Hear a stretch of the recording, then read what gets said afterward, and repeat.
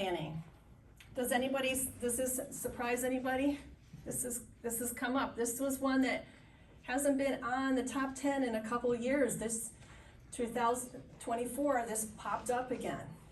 So we want to make sure that a significant modification to a previously approved plan must be submitted within 30 days after the change. Now, I'm going to say, what's a significant change, right? We're not just submitting every time, because there's specific things that you want to submit when you do your annual. That includes your changes in names of staff, addresses, phone numbers, email address, or position of the staff are not considered significant modifications. But they should be included in your annual submission to your county emergency management. And then you all know that you're to notify the agency within 30 days after the approval of the plan by local agencies. And I know I wish, honestly, this is just my personal, I wish we had sort of a general across the state. It's hard when you go to different counties. Every emergency management department has their own rules. It's crazy, especially if you work in different counties. It's like, okay, which county is that? Where am I? You know, but just, this is important to know, just to review.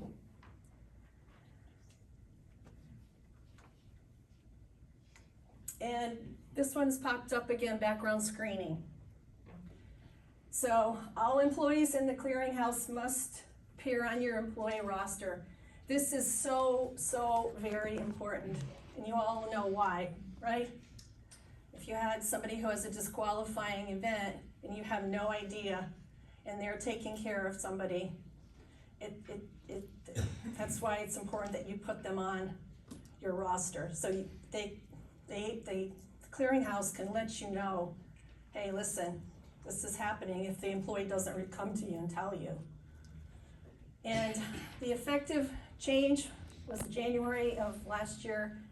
The initial status or any changes must be reported to the clearinghouse within 5 business days. So that means if somebody leaves your facility, it needs to be updated. And I know it's a lot, it's a paperwork, but it's very, very important. And there is an automatic fine for every offense. So surveyors are looking, they pull the employee roster, they see it. But that's sort of the administrative part of this that's real important. And I know it's a lot, especially if you have a lot of, big facility or a lot of staff turnover, but it's important that you stay up on top of this, because we don't want you to have fines.